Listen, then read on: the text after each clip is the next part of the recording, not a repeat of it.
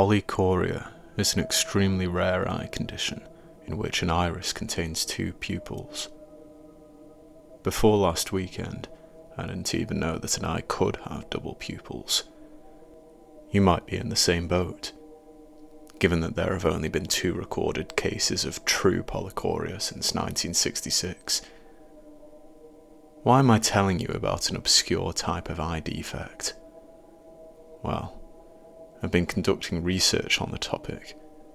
I need to understand what happened at my great-aunt's mansion out in the sticks. I've been trying to find an answer, trying to ease the gnawing knot of terror in my chest, but no rational explanation suffices. Not even the textbook definition of polycoria explains what I saw. My father's side of the family is essentially non-existent, due to some terrible childhood event that he hasn't ever discussed. Only he and his aunt, Audrey, survived. When we were little, she used to visit, but she has grown sicker and sicker with every passing year. Last weekend, we finally went on a family trip to see her. "Why do we have to drive all of the way to Scotland?" my younger sister, Lily, moaned. "I don't think you'll be whinging when you see it, Lily," my dad laughed. "It makes our house look like a shoebox. Audrey's house is a palace." "In the middle of nowhere," my little brother Jacob muttered under his breath. "Oh, Inverness isn't the middle of nowhere," my dad scoffed. "It's not technically Inverness though, is it?" I pointed out. I checked the destination on Google Maps. Audrey's house is a few miles from the city, in a sketchy little place with no name. "Come on, everyone. This is an adventure. You'll be eating your words in a few hours," my mum said. "You won't want to go back to Bury." She wasn't wrong, but I didn't want to be in Bury or Inverness. I wanted to be with my university friends in Manchester. They were partying before resuming studies. Meanwhile, I was cooped up in a car with my irritating siblings and incessantly peppy parents. "Red car!" Jacob giggled. Every time he saw a red car on the motorway, my demonic brother would punch me in the arm. I semi-patiently tolerated the moronic game. Jacob's 11-year-old attention deficit brain needed some sort of stimulation on a 6-hour car journey. Otherwise, he'd only fidget and complain about the lack of phone signal. Besides, I had ways to entertain myself too. "Did you ever hear about the little boy who spoke too much?" I asked. "Felicity," my mum warned. "No scaring your brother." "I'm not scared of Felicity's lame ghost stories," Jacob insisted. "Oh, this isn't a story," I said. "This is something I saw on the news. A little boy drove his older sister to madness. She was a med student, so she tied him to an operating table, stitched his lips together, and, for good measure, removed his limbs." No, she didn't," Jacob stammered. "You made that up." My brother attempted to maintain his composure, but his trembling voice gave him away. If only you had signal to Google it on your phone, eh?" I teased. "Nah, you're right. I made it up. It makes a gal think, though." I eyed Jacob's left arm, the weapon that he used for the red car game. I slowly stroked my chin, as if I were contemplating how I'd saw off my brother's culpable limb, given the chance. His face turned pale. "Enough," my mum sighed. "Scared, Mum?" I asked, grinning. "Look outside the window, Felicity," Lily said. "There's something creepier than your story." We'd reached Audrey's village. All 5 of us silently soaked in the strange little ghost town. It was a time capsule, a perfectly preserved place. Rusted husks of vehicles from the 90s were rotting away on overgrown, weed-covered driveways. The main road was mostly deserted, but there were a few withered wanderers who stopped and suspiciously squinted at the family in the shiny Range Rover. We were out of place, and everybody knew it. "Does anybody even live here?" Lily asked, shuddering. "Oh, Those people look like ghosts." "A lot of folk moved away in the 90s, my dad replied. "Most of the people around here were farmers, and they left when the crop fields started to fail." "I don't like that they're all staring at us," Jacob said, disappearing into his seat. "Not many people come to these parts," my dad said. "That's all." "What about your aunt, Dad?" Lily asked. "Why is she still here?" "Old money," my mum chuckled. "Very old money," my dad added. "My family members definitely weren't farmers. I guess you weren't listening when I said mansion." As we rounded the corner at the end of the village, my father smugly nodded his head at something ahead of him. "Take a look," he said. We squeezed our heads between the two front seats, eager to see what lay at the end of the half-mile stretch of road. Even at that distance, the humongous house loomed impressively above its surroundings.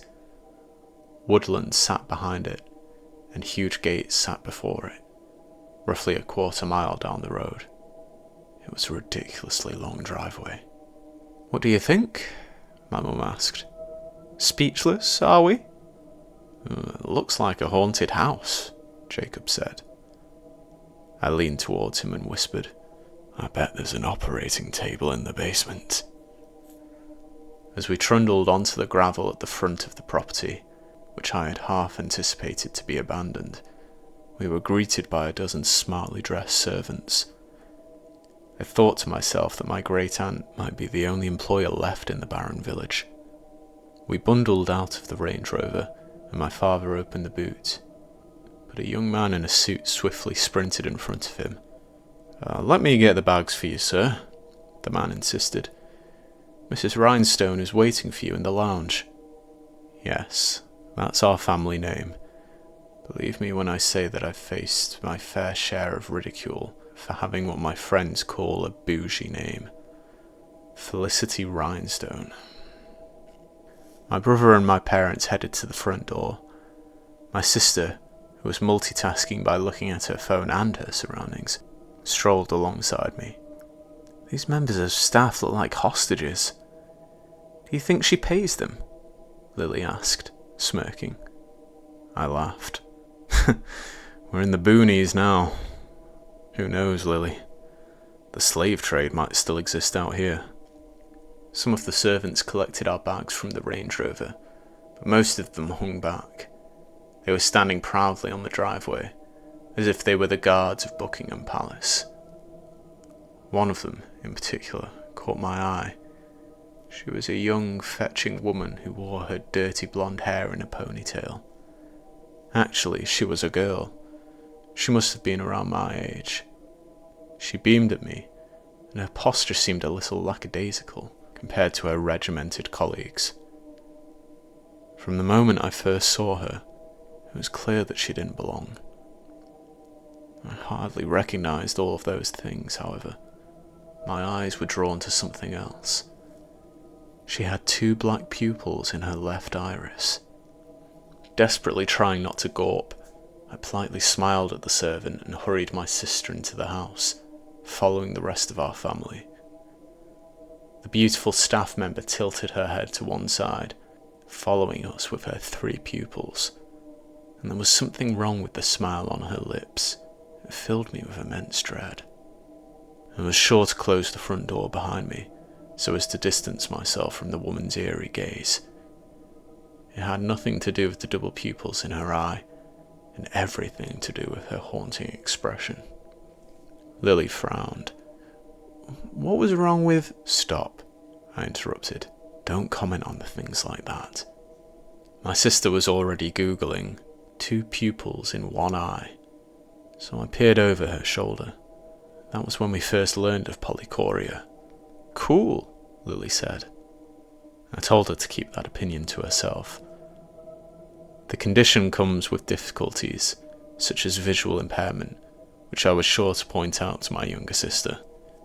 Lifting our heads from her phone, we took a moment to admire the mighty house. I wouldn't exactly call myself an expert in architecture, but the lavish rhinestone home must have dated back to the late 19th century, given the long faded Victorian decor. There were so many dusty, neglected paintings of our ancestors. The canvases hung on mahogany walls, which lined 2 staircases at either side of the entryway. It might not have been mahogany. It was something needlessly decadent. The lounge was visible through a large doorway on the right-hand side of the expansive lobby area. Standing in the doorway, my father spotted my sister and me. He beckoned for us to come and greet our great-aunt. "Here are your 2 grandnieces, Audrey," my dad said. As my sister and I entered the lounge, our great-aunt Audrey swiveled her head to face us over the back of her armchair. It was only a courtesy, given her blindness. Her glazed eyes surveyed Lily and me. When she used to visit us, I often wondered whether she might secretly be able to see. "I assume you have both grown, but I wouldn't know," Audrey said, lightly giggling. I knelt on the rug in front of the log fire with Jacob, and my mum ushered Lily into the kitchen. They helped the servants prepare dinner, and I babysat my little brother. He seemed content that, at long last, his phone signal had returned. There certainly wasn't any Wi-Fi in that ancient house, so I warned him not to burn through all of his mobile data or brain cells on terrible TikTok videos. When I mustered the energy to stand up, I saw Audrey whispering to my father. I didn't catch all of it, but she seemed to be berating him for coming to the house. He told her that her 90th birthday was a special occasion, but she persisted with the scolding. I pretended to inspect the photographs on the mantel above the fireplace, so as not to arouse suspicion. "I told you never to come back to this place," she whispered. I heard that last line very clearly. Aunt Audrey can tell you all about the people in those photos," my dad said, speaking at normal volume again. "Do you recognise any of them, Felicity?" I scoffed. "No, you've never told us anything about your side of the family." "Oh, is that true, Lionel?" Audrey gasped. "Surely you've told them about your mother." "I told you about Maggie, Felicity," my dad said. "You told me her name," I replied. "Your father's mother, my sister, was a remarkable woman," Audrey said. "You, Jacob, and Lily would have loved her, and she would have adored you. What happened in '89 was, well, your father and I were fortunate." "Audrey," my dad began. "No, we should talk about it," Audrey insisted. "Once upon a time you called me the greatest aunt in the world, Lionel. You see, Felicity, I was the black sheep of the family. The Rhinestones were always such serious people, and I felt suffocated by them. Lionel's mother felt the same way, but she was always better at playing by the rules than me. She married, settled down, had children, and did everything by the book." Children. Plural. I knew my father had lost his parents in the mysterious incident of '89, but he had never mentioned any siblings. "Maggie was the only one who looked out for me, much as you look out for your little siblings, Felicity," Audrey continued. "When I told my family what I'd seen in the orchard, well, Maggie was the only one who believed me." "Dinner!" my mum interrupted, bursting into the room.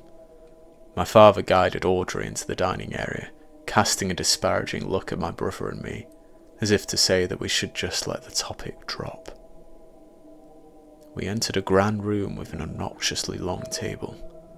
More mahogany, more paintings, more rot, cobwebs and dingy lighting.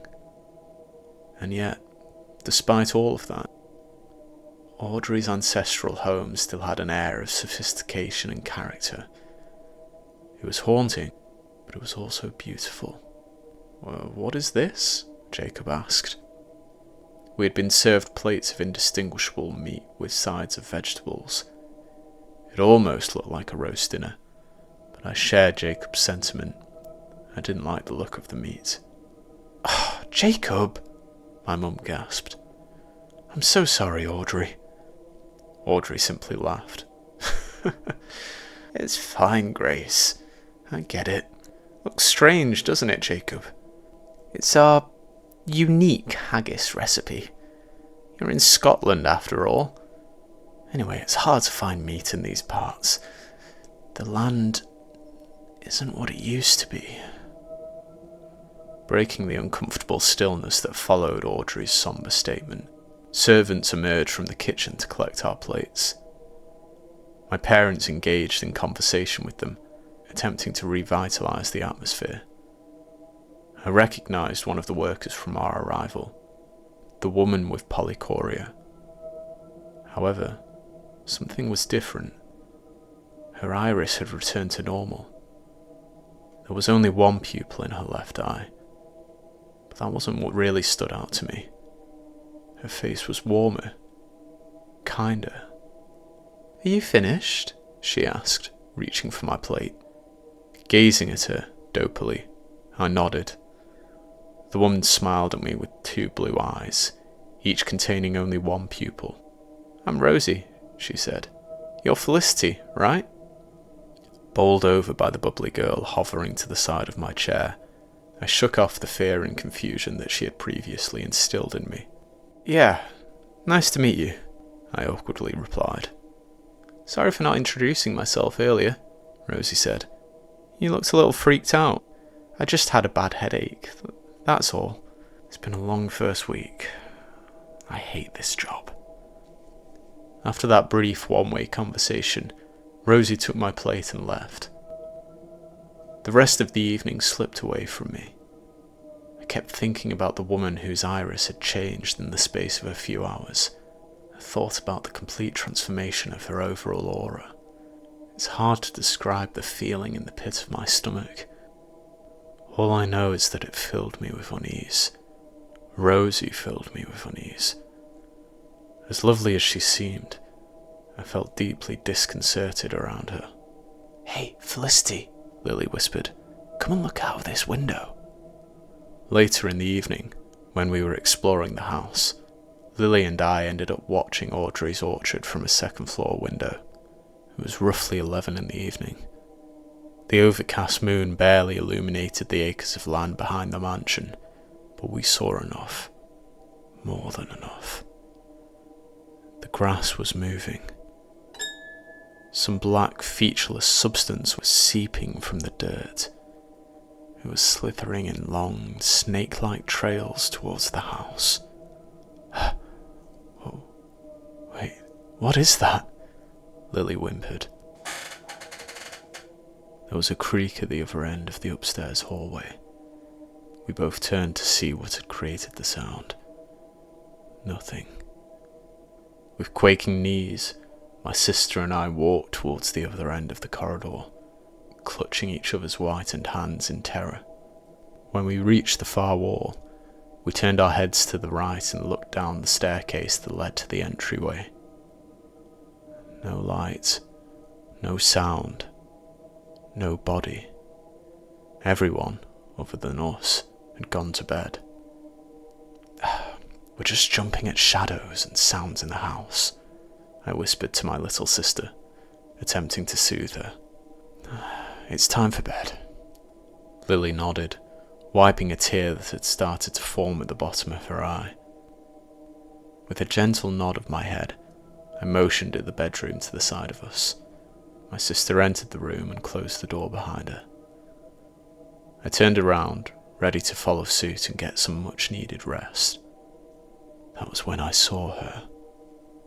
At the opposite end of the hallway, standing before the window that overlooked the orchard, was a woman. In the unlit corridor, only dim moonlight revealed any of her features. I recognized her. Rosie. Even in the darkness of that upstairs hallway, I could tell that it wasn't the friendly girl I'd met in the dining room. It was the other Rosie that I'd seen when we first arrived at the house. Only half of her face was visible in the white glow of the moonlight. Her left iris, even at the far end of the hallway, noticeably contained 2 pupils. "Felicity," Rosie said. Such a pretty name. Such pretty eyes." Rosie turned to face the window, and she gazed upon the orchard. Petrified, I fixated on the shadowy spectre with its back turned to me, and then, in a slow yet somehow instantaneous act, the unnerving woman raised her hands. She seized the 2 curtains on either side of the window. As her silhouetted fingers tightened their grip on the black fabric, I silently screamed. I understood what she was doing. The curtains closed, and we were standing in the darkness. Rosie was by the window, and I was by the staircase. I wanted to run, but I couldn't see a thing. Moreover, I was paralyzed by fear. And then came a chilling wheeze.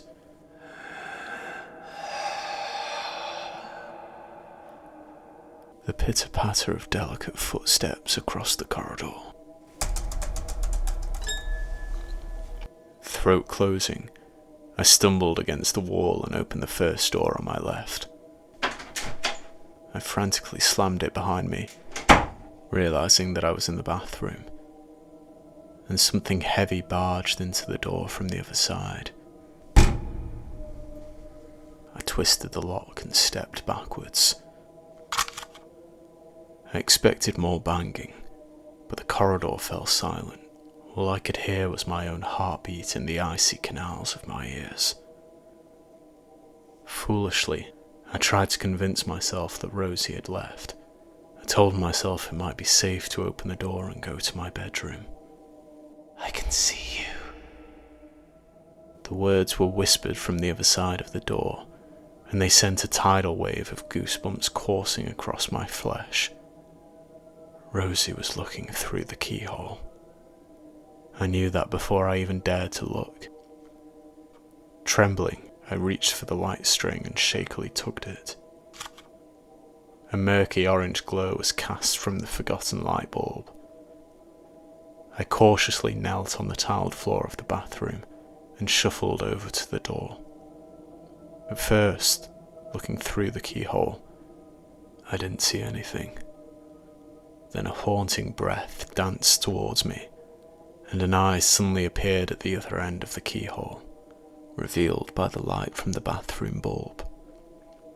2 black, cavernous irises stared back at me from the single eyeball. I gasped in horror. I finally had a clear view of the 2 pupils in Rosie's left iris, and they weren't pupils. They were moving, swirling around her eyeball like miniature eels. Black, living parasites. "Rosie," I whispered. "Please." "Rosie is gone," she croaked. "We need more bodies." The second pupil, which was writhing at the outer edge of Rosie's dazzlingly blue iris, suddenly divided. Before I knew it, there were 3 pupils fighting for space in her left eye. The newborn 3rd pupil slid to the bottom of the iris. The black pupil exited into the sclera, the white part of the eyeball, and started to ooze onto Rosie's lower eyelid. Once it had fully departed her eye, the black, watery thing started to slither down the narrow tunnel of the keyhole. It was moving towards me. I backed away in slow motion, losing my grasp of reality and watching as the unidentifiable creature crawled through the end of my keyhole. It trickled down the wooden door, heading towards the bathroom tiles on the floor. I didn't know what to do. In a blind panic, I leapt into the bathtub, keeping my eye on the dark substance that was worming its way over the tiles. Once it had reached the centre of the room, I inched towards the door, reaching for the handle. Leaning over the edge of the bathtub, I twisted the handle and flung the door open. Rosie was gone. No such luck with the black parasite. Knowing that time wasn't on my side, I hurdled the side of the tub, steered clear of the evil creature on the floor, and rapidly closed the bathroom door behind me. I pulled my jumper over my head and wedged it between the bottom of the door and the floor. Standing in the lightless hallway, I crouched down and stared through the keyhole into the still-lit bathroom. I had to stop the black thing from escaping.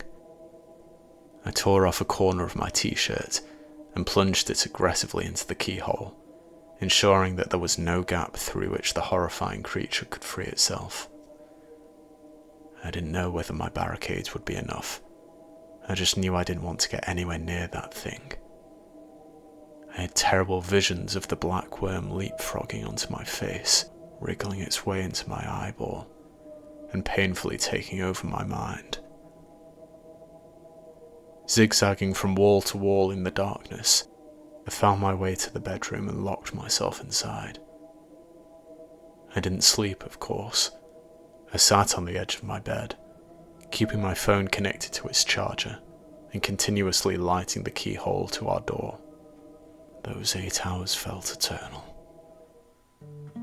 In the morning, feeling unwelcome in Audrey's home, my father begrudgingly herded us into the Range Rover. "I've no idea what's wrong with her," he said as we drove away. "I just wanted us to spend a fun weekend with my aunt." "I know, sweetie. You wanted to give her a nice birthday," my mum said, consoling him. "We tried." "She used to be easygoing," my dad said. "Time changes things." It was a quiet journey. I was fine with that at first, but something soon clicked. Jacob. We had passed so many red cars, but he hadn't uttered a word or even threatened me with a punch. I turned to face my little brother, and I immediately knew something was wrong. He didn't look directly at me, but I knew Jacob saw me in his peripheral vision.